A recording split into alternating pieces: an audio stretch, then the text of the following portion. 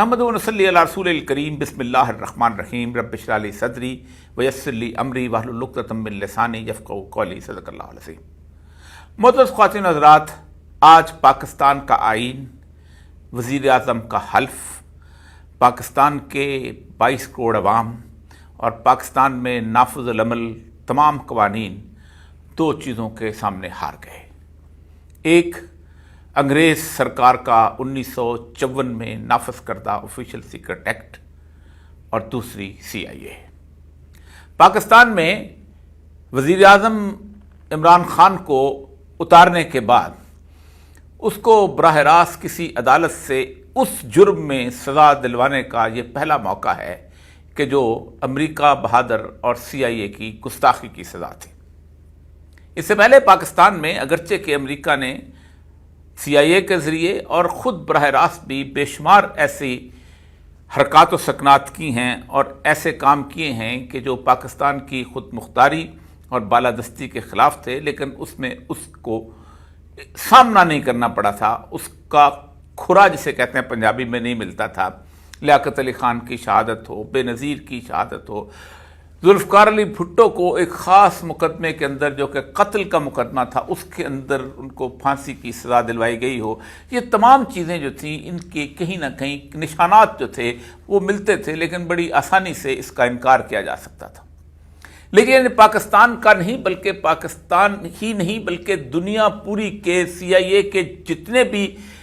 73 regime change operations ہوئے ہیں، یہ پہلا ایسا مسئلہ ہے، پہلا ایسا فیصلہ ہے جس میں براہ راست ایک ایسے ڈاکومنٹ اور ایک ایسے کاغذ کی بنیاد پر ایک شخص کو 10 سال کی سزا سنائی گئی ہے، بلکہ 2 اشخاص کو سنائی گئی ہے کہ جو کاغذ جو تھا وہ خاص طور پر امریکی حکومت نے پاکستان کی حکومت کو تھریٹ کرتے ہوئے، خوف زدہ کرتے ہوئے اور اس کو بہت برے نتائج کی دھمکی دیتے ہوئے لکھا تھا کہ اگر تم اس شخص کو نہیں بدلو گے تو پھر دیکھو تمہارے ساتھ کیا ہوتا ہے۔ عمران خان 5000 سال کی جو ریٹن تاریخ ہے ان میں ان چند لوگوں کے اندر آ گیا، شامل ہو چکا ہے کہ جنہوں نے اپنی قوموں کے لیے آزادی کی مشعل روشن کی اور ان کے دلوں کے اندر، آنے والی نسلوں کے دلوں کے اندر آزادی، خود مختاری اور حریت کی ایسی شمع روشن کی کہ جو شمع پھر آج تک تاریخ میں زندہ ہے۔ یہ لوگ بہت کم ملتے ہیں۔ میں صرف اس اپنی بات کا آغاز سقراط کی اس تقریر کے آخری الفاظ سے کرنا چاہتا ہوں۔ سقراط کو جب موت کی سزا سنا دی گئی تو اس نے کھڑے ہوئے ایک لمبی تقریر کی جسے اپالوجی کے نام پہ افلاطون نے اپنی کتاب کے اندر درج کیا ہے۔ اس کے آخری الفاظ ہیں، اب میں ان لوگوں کے متعلق پیشگوئی کرنا چاہتا ہوں جنہوں نے میرے خلاف رائے دی ہے کہ کیونکہ اب میری موت کا وقت آن پہنچا ہے، یقین جانو کہ میری موت کے بعد تمہیں سخت سزا ملنے والی ہے۔ تم یہ خیال کرتے ہو کہ مجھے سزائے موت دینے کے بعد تم اپنی زندگی کا حساب دینے سے بری ہو جاؤ گے، لیکن میں کہتا ہوں تمہارے لیے یہ بالکل برعکس نتیجہ ہوگا۔ بہت سے خاص ایسے ہوں گے جو تم سے حساب طلب کریں گے، اور یہ وہ ہیں جنہیں میں نے دیکھ لیا ہے مگر تم انہیں نہیں دیکھ پاؤ گے۔ وہ بہت تند مزاج ہوں گے کیونکہ وہ جوان ہوں گے اور تم ان سے بہت ناراض ہو گے۔ جوانوں کو میری آہ سحر دے، پھر ان شاہی بچوں کو بالو پر دے، خدایا آرزو میری یہی ہے، میرا نور بصیرت عام کر دے۔ وہ جو اقبال نے جوانوں کو پیروں کو استاد کرنے کا خواب دیکھا تھا، آج اس خواب کی تعبیر اس وقت پورے پاکستان میں آپ کو نظر آ رہی ہے۔ عمران خان کو سزا دینے والے اس کو سزا دینے سے بھی خوف زدہ تھے۔ وہی لمحہ ہے کہ جو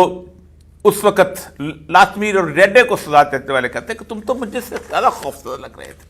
ان کی خواہشات میں تھا کہ اس شخص کو پھانسی کی سزا دے دی جائے، لیکن انہیں اس بات کا مکمل اندازہ تھا کہ اس کے بعد جو اس ملک کے اندر صورتحال برپا ہو سکتی ہے، اس صورتحال کو کنٹرول کرنے کے لیے ان کے پاس شاید اتنی افرادی قوت موجود نہ ہو۔ ذوالفقار علی بھٹو کو جس وقت سزا دی گئی تھی اس وقت بھٹو کے مخالف ایک بہت بڑا طبقہ موجود تھا، بلکہ وہ تمام 9 کی 9 پارٹیاں جو تھیں وہ اپنے وزراء سمیت ضیاء الحق کی کیبنٹ کے اندر موجود تھیں۔ لیکن یہاں تو آپ کو چن کے بھی کوئی بندہ شاید ایسا نہ ملے کہ جس کو آپ عمران خان کے مخالف کسی جگہ کھڑا کرنا چاہیں تو اپنے پاؤں زمین پر ٹکا سکیں۔ یہ سائفر عمران خان کی فتح ہے۔ میں ایک دفعہ پھر، چونکہ جذباتی صورتحال سے زیادہ میں سمجھتا ہوں کہ میں ایک پورے کے پورے اس 2-2.5 سال کے عرصے میں صرف اس سائفر کے حوالے سے گفتگو کروں تاکہ آپ کو اندازہ ہو کہ یہ پاکستان کے اندر CIA اور امریکہ کا جو پلان تھا اس پلان کی ناکامی ہے کہ جو اس وقت عمران خان کو سزا دینے کے بعد عوام کی صورتحال پیش آ رہی ہے۔ CIA کا یہ 73واں رجیم چینج آپریشن تھا۔ CIA کا پہلا آپریشن 19 اگست 1953 کو ایران میں ہوا تھا، جب ایک عوام کے ووٹ سے منتخب شخص جو تھا مصدق، محمد مصدق جو تھا، وہ وزیر اعظم کے طور پر برسر اقتدار آیا تھا اور اس نے تیل کی کمپنیز کو نیشنلائز کر لیا تھا۔ اور پھر اس کے بعد ویسے ہی ہوا تھا جیسے پاکستان کے اندر ہوا کہ رجیم چینج کے لیے ایک شاندار قسم کا لیگل طریقہ اختیار کیا جائے، اور انہوں نے مختلف قسم کے اصفہان سے لے کے کرمان کے لوگوں کو، ان کے MNAs اور MPs کو خریدنا شروع کیا، اور پھر اس کے خلاف ایک نو کانفیڈنس موو آ گیا اور بیچارہ مصدق جو تھا حکومت سے اتر گیا۔ رضا شاہ پہلوی جس کو انہوں نے جلا وطن کر دیا گیا تھا، اس کو واپس لایا گیا۔ دوسرا اہم ترین رجیم چینج کا آپریشن، اگرچہ کہ اس کے بیچ میں 2-3 اور ہیں، لیکن چونکہ یہ بہت اہم تھا، وہ کانگو کا تھا۔ کانگو کے اندر چونکہ وہ بیلجیم کی کالونی تھی، لیکن اس کے اندر بے شمار معدنیات تھیں، اور اس میں ایک شخص جو تھا وہ پیٹرس لممبا جو ہے وہ برسر اقتدار آ گیا تھا۔ یہ اتنا مقبول شخص تھا اور اتنا لوگوں کے دلوں میں دھڑکتا تھا دل کہ اس کے بارے میں وہ خوفزدہ ہو گئے تھے کہ کیا ہو جائے گا اس کے لیے اگر یہ ہمارے خلاف ہو گیا۔ اس شخص نے ویسا ہی کیا تھا جیسا عمران خان نے پیوٹن سے ملاقات کی تھی عین اس وقت کہ جس وقت یوکرین کی جنگ ہونے والی تھی۔ پیٹرس لممبا روس میں جا کے ملا تھا اس وقت کے صدر سے، اور پھر امریکہ نے ویسے ہی لوگوں کو خریدا تھا، اور بے شمار لوگ مل جاتے ہیں۔ پاکستان میں جیسے مل گئے ویسے وہاں بھی مل گئے تھے، لیکن ہوا یہ تھا کہ اس کو نو کانفیڈنس موو سے ہٹا تو دیا گیا، لیکن اس کی اتنی پاپولیرٹی تھی کہ وہ سڑکوں پہ نکل آئے لوگ، اور پھر اس کو ایک دن اغوا کیا گیا، اور 50 لوگوں کی اتنی بڑی تعداد تھی جنہوں نے لممبا کو گولیوں سے بھون دیا تھا، اور اس کے پورے جسم کو یوں کر دیا تھا جیسے چھلنی ہوتی ہے۔ اس کو دفن نہیں کیا جا رہا تھا، اس کی لاش نہیں دکھائی جا رہی تھی۔ 15 سال تک خونریزی میں ڈوبا رہا تھا وہ کانگو، اور آج بھی شاید کوئی داستانیں پڑھنا چاہے تو ان کو اندازہ ہو سکتا تھا۔ اتنا چھوٹا سا ملک تھا اور اتنی بڑی طاقتیں وہاں کنٹرول نہیں کر سکتی تھیں۔ 25 کروڑ تو بہت بڑی چیز ہوتی ہے۔ لممبا کے بعد آخری آپریشن عمران خان سے پہلے یوکرین میں کیا گیا تھا۔ یوکرین میں ایک روسی نژاد اور ایک روس کی سپورٹ سے آنے والا شخص تھا پیٹرو پوروشینکو۔ اس شخص کے خلاف بھی انہوں نے ویسے ہی حرکتیں استعمال کیے۔ پہلے ویسے ہی مولانا فضل الرحمان کی طرح ایک دھرنا چلا، وہ دھرنا کئی دن وہاں بیٹھا، وہاں پر لوگوں نے کہا کہ ہم اس کو نکال کے نکلیں گے، یہ الیکشنز ٹھیک نہیں ہوئے، اور انہوں نے وہاں اس خرید و فروخت کا بازار گرم کیا اور ان کو اتار کے پھر اپنا آج کل جو ان کا ایک ڈرامائی قسم کا شخص جو ہے اس کو انہوں نے یوکرین کا صدر بنایا، اور جس نے پھر نیٹو کے اندر شامل ہونے کی پوری کوشش کی، اور روس نے حملہ کر دیا اور روس کو وہاں پر انگیج کر لیا گیا۔ اس کے بعد اگلا جو شکار تھا وہ عمران خان تھا، اور عمران خان اس لیے نہیں کیونکہ ناپ تول کے اس کے بارے میں کیا گیا تھا کہ عمران خان کی بے شمار ایسی باتیں ہیں کہ جو ان کے لیے ناقابل قبول تھیں، جن کی 2-3 باتوں کے بارے میں پہلے بھی آپ سے وضاحت کی کہ اس کا پہلا بڑا جرم تھا کہ جو اس نے ایران اور سعودی عرب کے درمیان صلح کرانے کی کوشش کی تھی، اور یہ تو ایک آبویس فیکٹ بن چکا ہوا ہے، حقیقت بن چکی ہے، دنیا کا ہر پریس اس کو بتاتا ہے۔ اس کے بارے میں عمران خان نے خود بتایا ہے کہ اس کو جب محمد بن سلمان سے ملاقات ہوئی تو اس محمد بن سلمان سے ملاقات کے وقت اس نے اس سے کہا کہ ہمارے لیے بڑا مسئلہ بن گیا ہے، ہمیں یمن سے بحرین سے، قطیف سے، خبر سے، شام میں باقی جگہ پہ ہمیں بہت اپنی انویسٹمنٹ کرنی پڑتی ہے ایران کی وجہ سے. تو عمران خان نے کہا کہ آپ اس کو صلح کیوں نہیں کر سکتے؟ تو اس نے کہا کہ آپ اس سے بات کریں اگر آپ کر سکتے ہیں. تو عمران خان جب گیا تو ایران پہلے سے تیار تھا، لیکن اس کے بعد محمد بن سلمان پہ دباؤ ڈالا گیا تو وہ بات نہ ہو سکی. لیکن اس جو آپس میں ملنے کا اثر تھا، جو اس کا رابطے کی صورتحال تھی، اس کو چین نے فائدہ اٹھا کے اس کا صلح کروائی، جس سے امریکہ آج تک عمران خان کو نہیں بھول سکا. دوسری صورتحال ابراہیم اکارڈ کا دوران، سعودی عرب جب چاہتا تھا کہ جس طرح یو اے ای نے اور جس طرح بحرین نے تسلیم کر لیا اسرائیل کو، ہم تسلیم نہیں کر سکتے کیونکہ وہاں تو پاپولیشن جو ہے وہ زیادہ تر باہر سے آئی ہوئی ہے، تو ہم کیا کریں گے. تو انہوں نے 4 لوگوں کی میٹنگ سی، جن میں عمران خان واحد شخص تھا، کیونکہ پاکستان کو کہا گیا کہ آپ تسلیم کریں گے تو ہم اپنے عوام سے کہیں گے اگر ایٹمی طاقت نہیں تسلیم کر لیا ہے تو ہماری کیا حیثیت ہے. تو عمران خان واحد تھا جس نے انکار کر لیا تھا. یہ 2 قصور. تیسرا اس کا قصور جو ہے اس کے بارے میں اب تو ڈاکومنٹ، یہ جو سائفر ہے، اس سائفر کے نکلنے سے پہلے سب سے پہلے ڈونلڈ لو جو ہے، اس کی 2 مارچ کو ایک میٹنگ ہوتی ہے اس کو کانگریس میں. On 2nd March, just 2 days before the meeting, Lou had been questioned at a Senate Foreign Relations Committee hearing over the neutrality of India, Sri Lanka and Pakistan. اس کو بلایا گیا اس کو اور کہا گیا کہ انڈیا، سری لنکا اور پاکستان جو ہیں یہ انہوں نے غیر جانبداری کا کوئی ثبوت دیا، ہم لڑ رہے ہیں اور یہ عجیب و غریب سی بات ہے. اس نے وہاں پر کہا، لو sad the Prime Minister has recently visited Moscow and so I think we are trying to figure out how to engage specifically with the Prime Minister following that decision. اس کے اوپر وہ کہتا ہے کہ ہم نے ان کو کہا کہ میں جا کے سیکورٹی کونسل کو جا کے پوچھتا ہوں، ان کی نیشنل سیکورٹی کونسل کو، کہ یہ ہوا کیا ہے. تو اس نے کہا Van Hollen appear to the Indian that officials from the State Department were not in communication with Khan about the issues. ہمیں کوئی بالکل نہیں پتا تھا فارن آفس والوں کو کہ عمران خان نے وہاں جا کے کیا بات کی ہے اور کیا چیز کی ہے. لیکن ان کو سب سے اہم ترین بات یہ تھی کہ انہوں نے کہا، ہم نے جب پوچھا نیشنل سیکورٹی کونسل سے جو کہ پاکستان کی فوج کے ساتھ رابطہ رکھتی ہے، تو اس نے جواب دیا it seems quite clear that is the prime ministers own policy. یعنی یہ عمران خان نے خود کیا ہے،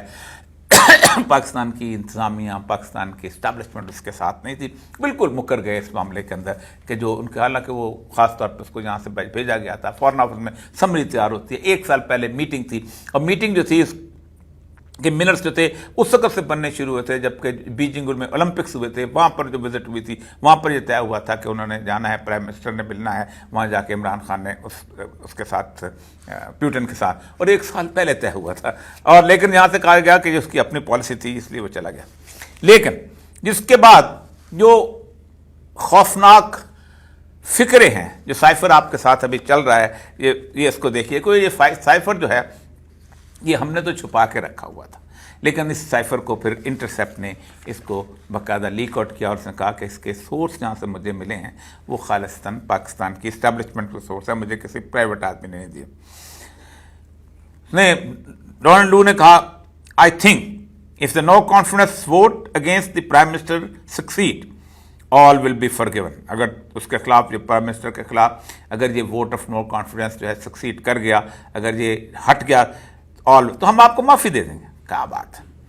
in Washington because the Russia visit is being looked at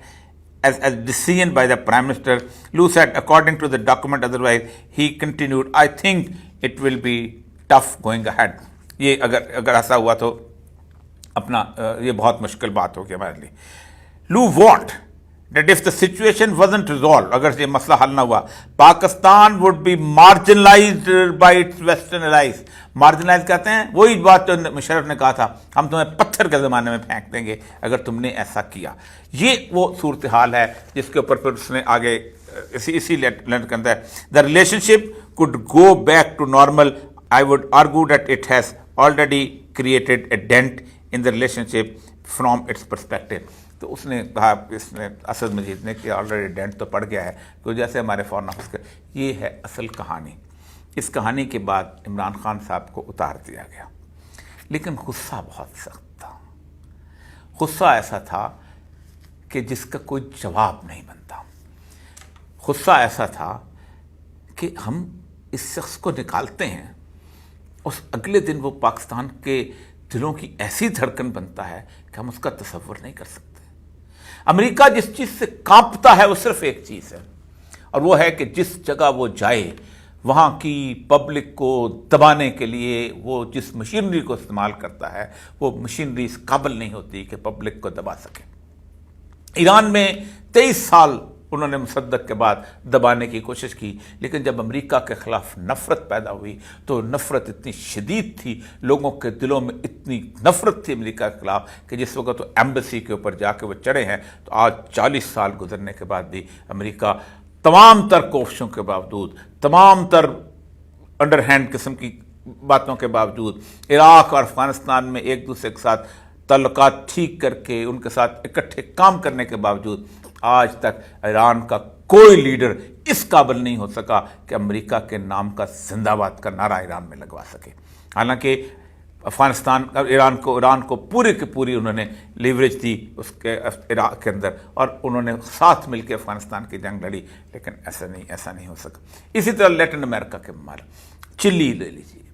نکراگوا لے لیجیے، ہونڈراس لے لیجیے، برازیل، یہاں تک کہ اتنا عرصہ اگرچہ کہ امریکہ نے مدد کی ہے ویتنام کے، وہاں پہ بھی امریکہ کا نعرہ کامیاب نہیں ہے. عمران خان کا مسئلہ یہ ہوا ہے اس کو سزا دینے کی صورتحال کا کہ عمران خان کے بارے میں یہ تصور بن گیا ہوا ہے کہ اگر عمران خان کے ساتھ کچھ ہو گیا، اگر وہ زندہ رہتا ہے تب بھی ہم یہاں نہیں گھس سکتے، اور اگر وہ مار دیا جاتا ہے تو اس کا بت یہ سقراط کی آواز کی طرح کی صورتحال بن جاتا ہے کہ پھر ہم سے انتقام لینے کے لیے جو لوگ اٹھیں گے وہ بہت خوفناک ہوں گے. پاکستان جس دوراہے پہ ہے، 8 سے 10 دن کے بعد 8 فروری ہے. اس 8 فروری کی گونج ہر ایک کے دماغ میں اس طرح چنگاریاں جیسے کہتے ہیں پیدا کر رہی ہے کہ وہ لوگ جو کبھی سوچ کے آئے تھے کہ جب ہم پاکستان اتریں گے تو اس کے بعد ہمارے چاروں طرف ہمارے طرف ریڈ کارپٹ ہوگا، ان لوگوں کے لیے، ان لوگوں کی تمام تر ان کے خواب، آرزویں اور امنگیں تباہ ہوتے نظر آ رہی ہیں. جو لوگ ان لے کے آئے تھے وہ سمجھتے ہیں کہ ہم تو وہ اس گھوڑے کے اوپر بیٹھے ہیں کہ گھوڑا 1 منٹ کے لیے مکمل طور پہ وہ جوکی کو نیچے گرا چکا ہوا ہے. اور اس وقت صورتحال یہ ہے کہ پاکستان کی 75 سالہ تاریخ میں کسی شخص کو اقتدار پر لانے کے لیے پاکستان کی تمام تر اسٹیبلشمنٹ، پاکستان کی سول ایڈمنسٹریشن، پاکستان کی جوڈیشل ساری اسٹیبلشمنٹ، پاکستان کی ملٹری بیوروکریسی، یہ سارے کے سارے کبھی بھی اتنے تش تش بام نہیں ہوئے، اس طرح ننگے نہیں ہوئے، اتنا واضح نہیں ہوئے. اور سب سے بڑی بات یہ ہے کہ اس طرح کی صورتحال کبھی آج تک پیش ہی نہیں آئی کہ انہیں اتنا ناکام گھوڑا ملے کہ جو ایک قدم نہ چل سکے. وہ جو کبھی سوچتے تھے کہ ہمارے لیے ایک شاندار قسم کا مستقبل جو ہے وہ سجا ہمارے لیے انتظار کر رہا ہے اور ہم اس حجلہ عروسی میں داخل ہوں گے، آج نہ وہ حجلہ عروسی ہے اور نہ وہ سجا مستقبل ہے. آج پاکستان کا وہ نوجوان طبقہ ان کے سامنے کھڑا ہے. تمام تر ہتھ کنڈوں کے باوجود، تمام تر حالات و واقعات کے باوجود 8 فروری کا خوف صرف اہل اقتدار کے دلوں میں گونجتا ہے. آپ سوچ سکتے ہیں کہ پاکستان تحریک انصاف کے کسی شخص کے دل میں نہ ہارنے کا خوف ہے نہ جیتنے کی تمنا ہے. پاکستان تحریک انصاف کے کسی بھی کارکن، یعنی یہاں تک کہ وہ نوجوان جو عمران خان کو سپورٹ کرتے ہیں، ان کے دلوں میں بھی کوئی ہارنے کا خوف نہیں ہے. وہ سمجھتے ہیں کہ اگر وہ اس جدوجہد کے اندر اگر کامیاب ہو گئے تو ظاہر بات ہے انہوں نے حق ادا کر دیا. پہلی دفعہ کسی لیڈر کے بارے میں عام لوگوں سے سنتا ہوں کہ اس کو کیا ضرورت تھی کہ جیل میں پڑا رہتا، وہ ہمارے لیے کیا ہے. آج تک یہ فکرہ کسی شخص کو نصیب نہیں ہوا کہ وہ ہمارے لیے قید کاٹ رہا ہے، وہ ہمارے لیے سب برداشت کر رہا ہے، ورنہ بڑی آسائش کی زندگی گزار سکتا تھا. مجھے لوگوں نے کہا کہ الیکشن دن ہوگا کیا، اس کا جواب مجھے ایک پلمبر نے دیا. اس نے کہا میں ووٹ عمران خان کو دوں گا، مجھے پتہ ہے اس کے بلے کا نشان نہیں ہے، لیکن یہ میرے ہاتھ میں جو موبائل ہے نا، میں ایک انپڑھ آدمی ہوں، لیکن اوریہ صاحب میں اس کے ساتھ میسیجنگ کر لیتا ہوں اور مجھے پتہ چل جاتا ہے کہ کس نمبر کوٹھی میں مجھے جانا ہے۔ اگر مجھے نمبر کوٹھی، گلی اور مجھے اپنی ساری چیزوں کے نام جہاں لکھنے آ جاتے ہیں اور میں بغیر پڑھے لکھے میں یہاں تک آ گیا ہوں، تو مجھے اپنے علاقے میں چارپائی کا نشان یاد نہیں رہے گا، مجھے اپنے علاقے میں کے کا نشان یاد نہیں رہے گا۔ ہم سب کو یاد ہے، اور ان لوگوں کو بھی یاد ہے کہ جو لوگ اس طرح عمران خان کا ساتھ دے رہے ہیں۔ یہ لوگ نہ پی ٹی آئی کے ممبر ہیں، یہ لوگ نہ کسی سیاسی پارٹی سے وابستہ ہیں، یہ لوگ ایک پورے گروہ سے نفرت کرتے ہیں اور ایک شخص سے محبت کرتے ہیں۔ پاکستان کا آئندہ کا سورج اس گروہ کے زوال کا سورج ہے، اور اس شخص نے تو تاریخ میں اپنی جگہ بنا لی ہے۔ تاریخ ایسے ہی لوگوں کو زندہ رکھا کرتی ہے۔ وآخر دعوانا الحمدللہ رب